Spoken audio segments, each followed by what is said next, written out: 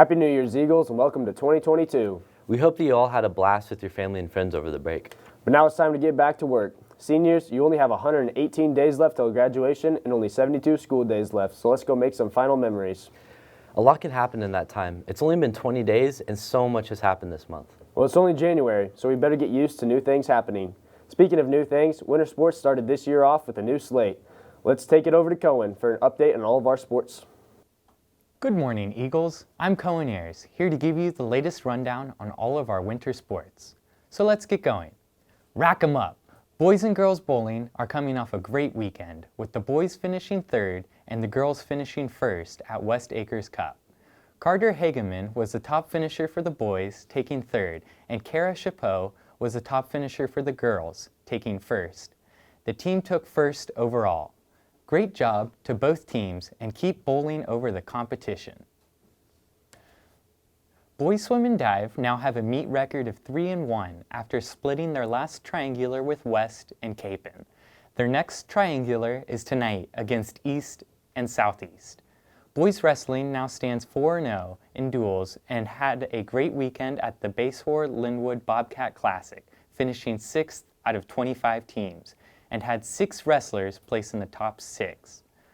Girls wrestling is also going strong, coming off a successful weekend, finishing 12th out of 25 teams at the Wichita West Best of the West Classic. 4 ladies finished in the top 6. Boys basketball is now 2-7, coming off a win against North. They will play their next game against South next Tuesday. Finally, girls basketball is on a roll. Since dropping their season opener, they have yet to lose a game. They play South next Tuesday night as well. That's all I've got for you today. Be a fan and go out and support all our great teams. For BCTV, I'm Cohen Ayers. Great work, winter sports teams. Make sure you all go out there and show them some support. Hey Grant, do you know one thing I didn't get for Christmas that I really wanted? What's that, Coop? A big old rock. Well, Noah might be able to take care of that for you, as he put Mr. Nance between a big old rock and a hard place. Hey guys, welcome to my new segment, Between a Big Ol' Rock and a Hard Place. And I'm here interviewing Mr. Nance, and I'm going to be asking him some questions, and he can choose whether or not to answer them, but I think you came here to answer some questions. I did. Some of these will be very controversial, put you in Okay. uncomfortable situations, as Coach Ken used to say. Okay. My first question for you is something everybody has been wondering since the beginning of time. It's caused mass controversy across the world, so hopefully you can save me and everybody's time and just answer this question, you know? I will. In the song, Who Let the Dogs Out? They repeatedly ask the question, who let the dogs out? Mr. Nance, who did let the dogs out? Well, if it's 1 o'clock in the morning, it's me, because my wife ain't getting out of bed to let the dog out. I got to. Yes, I did. I'll take credit for that one. Next, the skeleton in your room. We all know you have a great friendship with him. Bones. And there's been some stuff going around that he was one of your former students. I can't neither deny that or accept it and say, yes, it's true. You know, and you know, if it was the person, maybe they should have studied harder. I don't know. A few years ago, we had a segment called Teachers Telling Bad Jokes.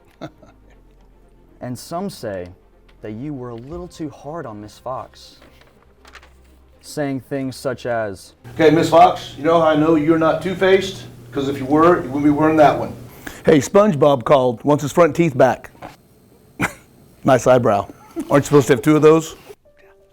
for those who think that you went too hard on her, what do you have to say to them? Well, first of all, yeah, the segment may have been bad jokes, but they were actually good jokes. And second of all, they weren't really jokes, they were all pretty much fact on Fox. You know, but being a friend that I am, I thought I'd just subtly push her that way. So you were just saving her some time. I was saving her some time and some embarrassment. I'm a nice guy. I wish you would have done that for me in football, you know? Oh, ball. Looking for the corner. Touchdown. Oh, boy. So, my next question. Is this dress black and blue or white and gold? It's black and blue. I see black and blue. But then again, I'm colorblind. I mean, I see white and gold, but I mean, you can say whatever you like, Mr. Nance. If it came down to survival on an island and your only companion was Grant Miller, our own anchor, and you only had 3 items you could bring to the island, and it came down to the last minutes of survival, would you sacrifice yourself or Grant? I'd sacrifice Grant. And what would the 3 items be? A1 steak sauce, because I mean, he would be delicious, Oh. by the way. yeah. Some butter and a steak knife.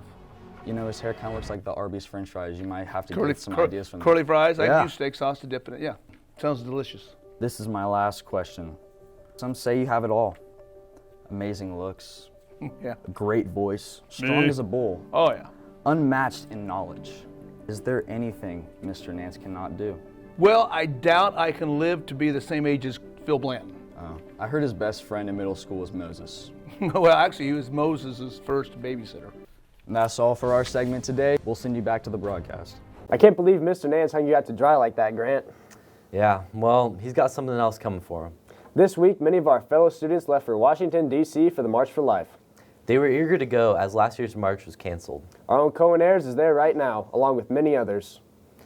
Before they left, they took time to talk with the fellow marchers to see what they were looking forward to. Today I'll be interviewing some marchers ready and excited for their pilgrimage. How excited are you to go on the march? I'm actually very excited. Last year was going to be my first time, but since that got canceled, this is my first year to actually get to go, so I'm looking forward to it. Thank you very much. What are you most excited for on the March for Life? Just going on the march for the first time and just experiencing it, see what it's like. Sweet. Is this your first March for Life? Yes.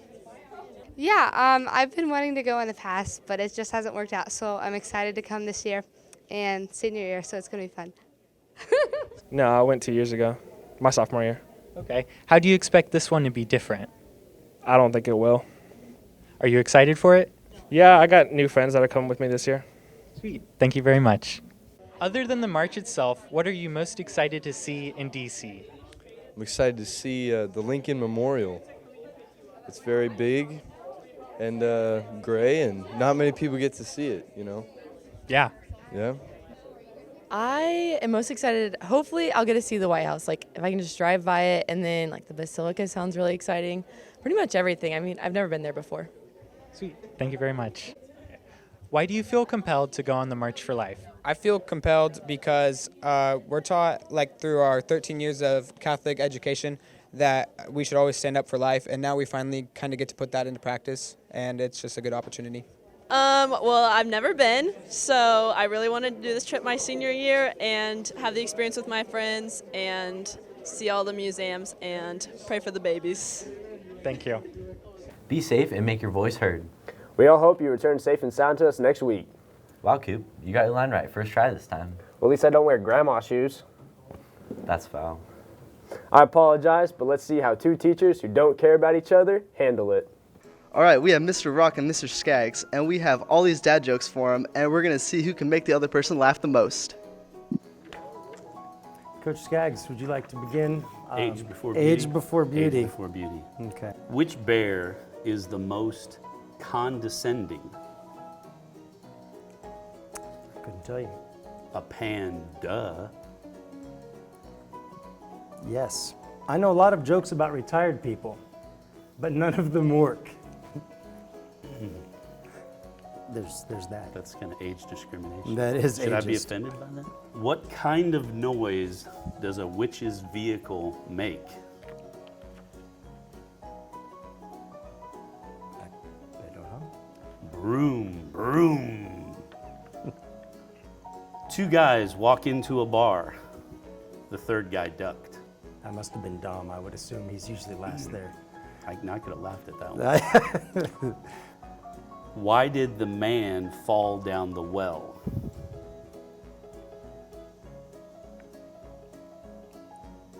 I don't know. Because he couldn't see that well.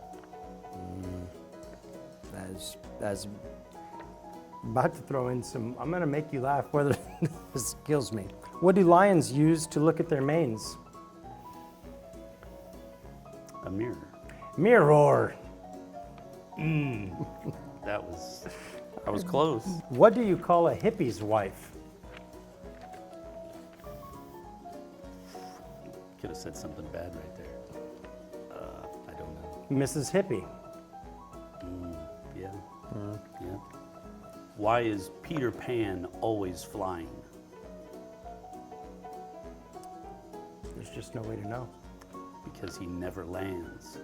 Never lands. This is true. We're gonna have to. I don't even know what to tell you, people. Listen. I thought for sure Mr. Skaggs would win that one. Nah, I had Mr. Rock going the whole way. Well, that's it for us. Make sure you're all getting off to the right start with your grades this year. I'm Cooper Bussing from BCTV. And I'm Grant Miller. We all hope you have a great day.